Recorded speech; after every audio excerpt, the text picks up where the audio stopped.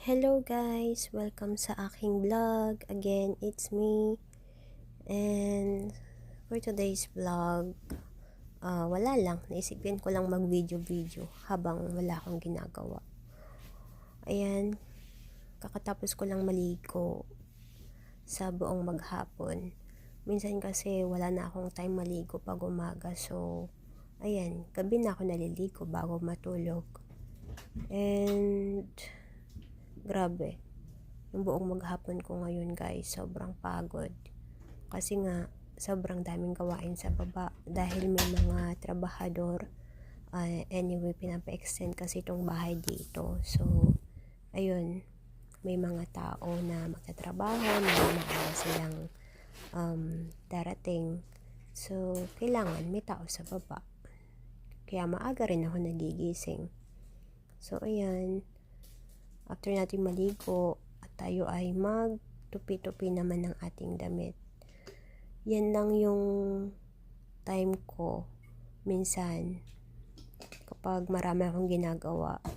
Ang time ko para sa mga damit ko magligpit is gabi talaga.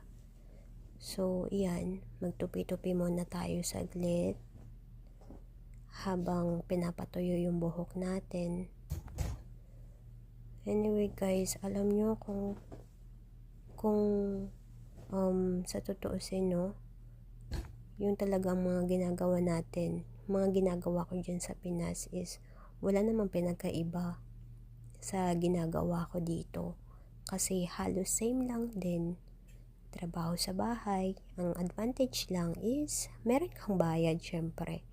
Diba? May hinihintay kang sahod monthly. So, kaya ikaw, kung gusto mo rin na ayan, magkasambahay, na kung sanay ka naman sa mga gawaing bahay, why not? Kung kaya mo naman, 'di ba? May lakas loob ka namang mangibang bansa, i-grab mo yung opportunity, lalo na kung may mga plano ka in the future, kung may mga pamilya ka na kailangan mong buhayin, may mga anak ka na kailangan mong suportahan, 'di ba? You can save for their future as well. So, anyway, ngayon, medyo pagod. Kasi nga, ang ginawa ko is nag-vacuum ako ng 2 kwarto. Tapos, ayun, sa baba, medyo lang naman. Maluwag yung bahay dito. Pero, kung